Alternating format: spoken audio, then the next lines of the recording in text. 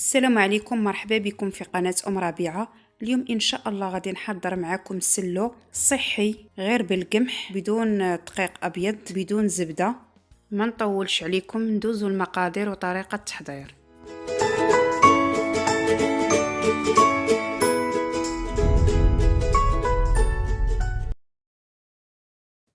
عندي كيلو ديال القمح بالنخاله ديالو، حمرته في الفران. عندي نص كيلو ديال الجلجلان محمر ورابعه ايلان. عندي نص كيلو لوز حمرته.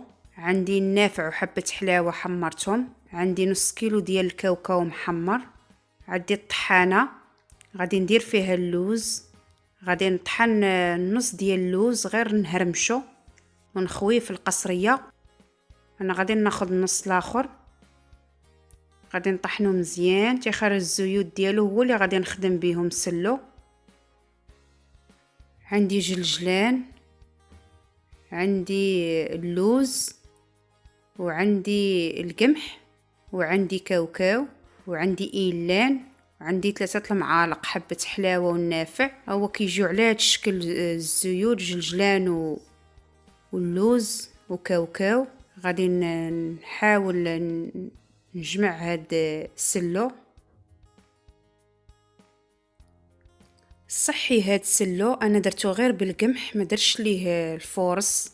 وهذا الطريقه ديالي في تحضير السلو، انا ما درتش القرفه. تقدروا ديروا معلقه ديال القرفه، يعني كل واحد والطريقه ديالو.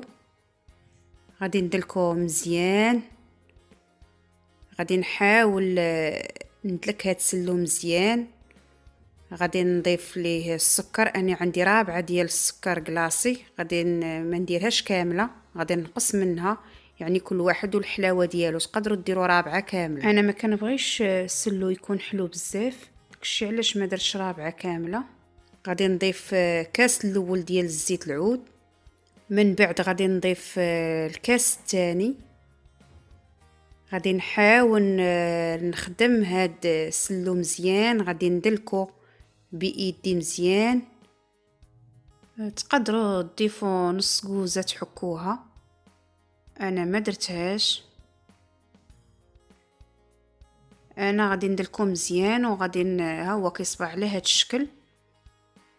انا غادي نخليه حتى الغد ليه، يعني نذوق الحلاوه ديالو ونشوفوا، يعني كل واحد وكيفاش كيبغي يسلو. وبالصحه والراحه. كنتمنى الفيديو ديال اليوم يعجبكم. الى عجبكم الفيديو ديال اليوم ما تنسوش الاشتراك في القناه وتفعيل الجرس والضغط على جيم.